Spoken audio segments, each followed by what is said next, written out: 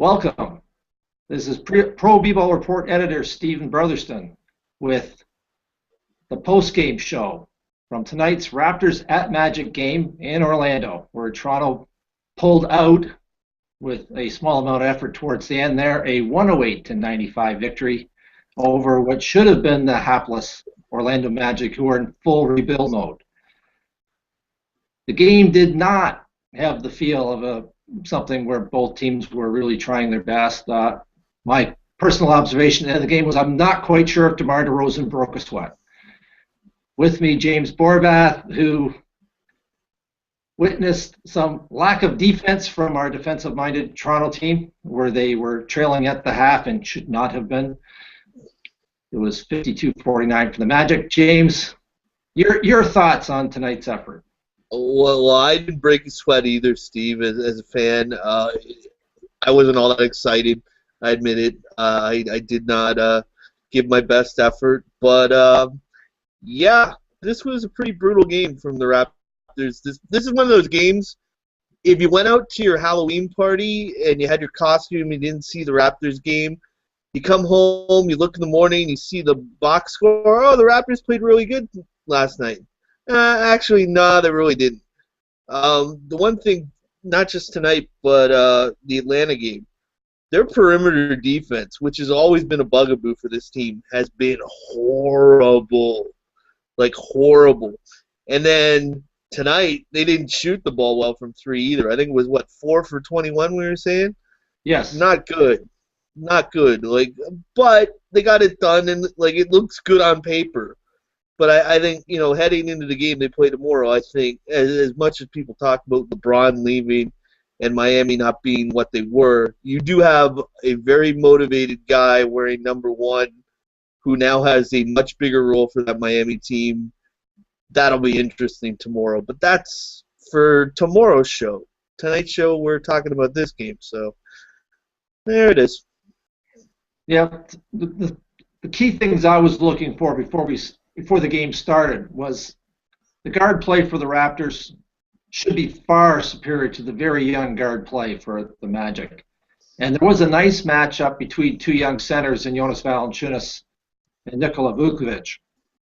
In the first half, we saw both young guys getting some action, and they both did put up small double-doubles and played reasonably well, and both teams went away from them in the second half somewhat inexplicably, because Vucevic was by far their best player in the first half and was having a lot of success. He was shooting well, he was impactful.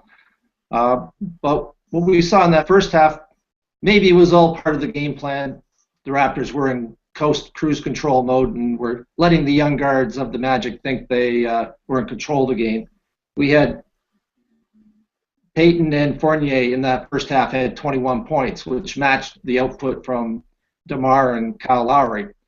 But in the second half, Toronto's guards picked up the pace, and the Magic, not unexpectedly, couldn't keep up, especially as the game was winding down. And by the end of it, Lowry and DeMar had 47 points on this game, where the two young Magic guards only added 13 points in the second half. It just didn't have the feel like Toronto was worried at any point that they couldn't just turn it on and walk out with victory. Yeah, and that's kind of a dangerous double-edged sword, right? I mean, it's great the Raptors had all the success they had last year, and they brought back a team that is fairly the same. Like Lou Williams has been added a few things here or there, but it's basically the core group you had last year. Comfort level is sometimes a great thing, but it also can be a bad thing. And I think we saw it tonight with just the effort level. It was kind of on and off and on and off, especially defensively. And make no mistake about it, Dwayne Casey is not happy about this game at all. I mean, he can't be happy about this game. Their effort level on defense was pretty poor. I mean, a Magic team that only averages, I think, about 90 points. They had 50 points in the first half. And the one thing, we've been talking mainly about starters, but what I was really disappointed in this game, the effort of the bench in the first half for the Raptors, it stunk. It was just horrible. And I think they played well in the second half, and the Raptors turned the game around. And a lot of nights, this second unit is good enough. They should own a team like the Magic second unit. It shouldn't even be a close thing. Like, the Magic have just cast-offs from other teams, like guys like Ben Gordon, like guys that haven't been able to fit in a lot of places, and it's kind of like a nice place to be a cast-off, granted, in Orlando, but not a, these are not guys that were sought after for the most part. And the Raptors' second unit, I just thought really didn't play well, with the exception of Tyler Hansbrough, who I thought all night long, we were talking about a lot of guys didn't look like they worked that hard tonight. Tyler Hansbrough was the exception to the rule. He was going around like a whirling dervish. And the thing with Tyler Hansbrough is the talent doesn't sometimes match the effort with him, but the effort's always there. It was a disappointing game from the second unit. You have Patrick Patterson, who did a couple of good things, but for the most part, he was 1 for 7 from the field. A lot of his shots didn't look like they were going in. He missed the dunk in the second half there. Gris Vasquez had a decidedly off night, 1 for 9 from the field.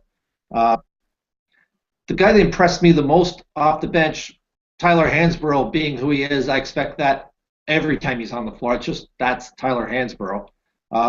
James Johnson, who's had a bit of a history with Toronto as being soft around the rim and unable to finish, on 3 different occasions played through significant contact to finish, and then late in the game drove for a dunk, which absolutely blew me away, because anytime I've seen him make that move before, it's off the front of the rim and he looks like he doesn't know how to jump.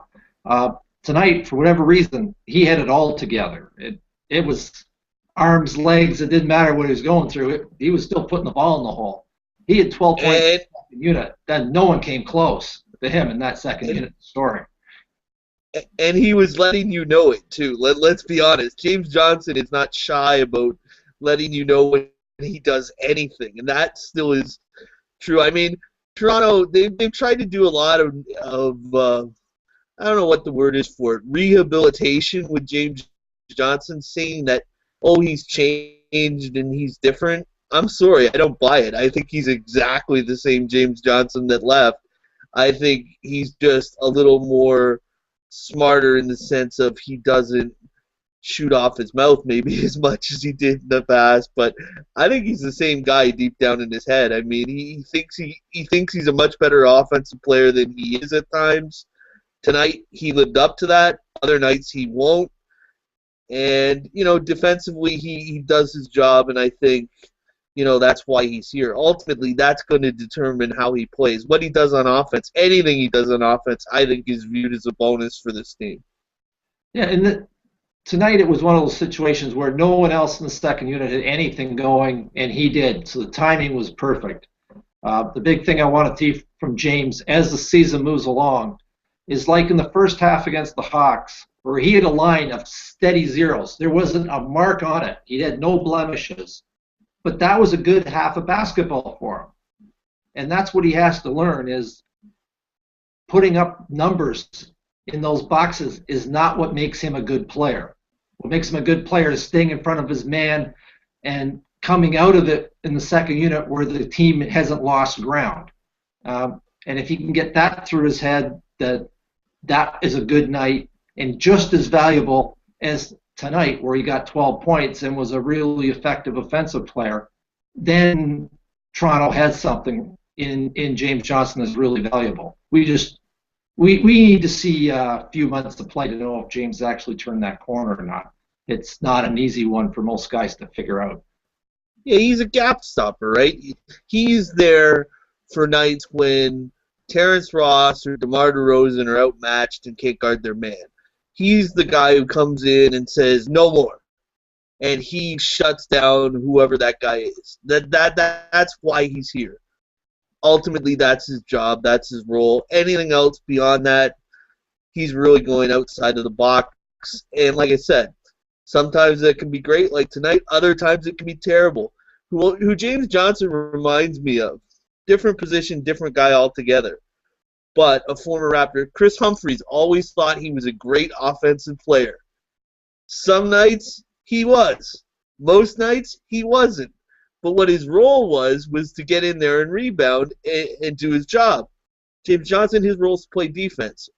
Both guys, similar kind of mindset where they kind of think they're offensive players, and in college they probably were, right? They were a focal point of their offense. But in the NBA, Kris Humphries is a rebounder, James Johnson is a defender. Yep, and you need those players, and you need those players to accept the roles. The good part is being a few years older than his last time is a chance that maturity really has happened. He says the right things. Now we just need to see if that comes true on the court. This game didn't leave a lot that you'd really want the team to take forward as an example of how to play a game. They sort of played the last 5 minutes, and not even all that hard the last 5 minutes, because I think the Magic had given up. Tomorrow's game is really the first big test for this Raptors team. Miami has a playoff team, a team that's going to fight for fourth. I don't think they'll get there, but they'll fight for it. And they've got talent, more talent than they've seen in their first 2 games. We don't really have a good indication yet what Toronto will do. We expect them to turn it up a notch. We expect these guys to have come out of this game well rested, because quite a few of them did not look like they had broke a sweat, not just DeMar. There was quite a number of guys out there who didn't look like they'd worked all that hard tonight, and maybe that was part of the plan. Give James the last word before we wrap things up tonight, and we get back at it for a game that maybe means a little more. Yeah, I think, the story tomorrow will be former Raptor Chris Bosh, and I think Chris Bosh has proven in the brief time that we've seen him without LeBron on that Miami team, he hasn't really lost a step from when he was in Toronto. People gave him a lot of grief that he took this lesser role with the big three, and whenever he would make mistakes, they would laugh and they would cut jokes. But honestly, he's right back to the production he had with the Toronto Raptors now. And, it's going to be a tough day at the office for Amir Johnson and Patrick Patterson tomorrow, because I think when Chris Bosh plays his team, he plays it with a chip on his shoulder, and, now that he's a focal point, he can be an even bigger part of the puzzle for them. And I think, the Raptors, they need to have DeMar DeRozan and Lowry play really well. I think they have an advantage at the point guard position with Lowry over Norris Cole, who's starting over Chalmers in Miami. That's a big story for them. And I think it's a day where another place where the Raptors have a huge advantage in this game is Jonas. I think he needs to play exceptionally well in this game because, Bosh isn't going to be able to stop him. I don't think anyone's going to be able to stop him in the post. Miami just doesn't have those type of players, so it'll be interesting to see. And, 2 games through, yes, Toronto won both these games, and at the end of the year, when we're talking about where the Raptors finished, no one will care how they played this game tonight against Orlando or how they played against Atlanta. They'll just be looking for that W, and it'll be there. But they haven't really impressed me these first 2 games, despite the fact they've won. They kind of have slept-walked their way to 2-0, which, in other years they wouldn't have been able to do that. So I guess that's progress. But on the other hand, it's still concerning. Yeah, we're looking for raised expectations against a playoff team in the Heat that hopes to be a second-round playoff team at least. They still have a lot of pride in that organization, and they do have talent. There's no mistaking a Dwayne Wade at this stage in the season. If his knees feel good, he can still put up the points, and he's a real threat, not an easy guy to stop. And Bosh playing that stretch 5 role will give Valanciunas problems at the other end as much as Valanciunas should be able to dominate him in the post. It's a great matchup. We take the win over the Magic, enjoy the fact that it really didn't take a lot of effort because they're on the back-to-back and they're going to be playing a much tougher team on the second night. And just enjoy the win. And that's it for tonight for Pro B-Ball Report, the post-game show. Thanks to James and we'll see you again tomorrow.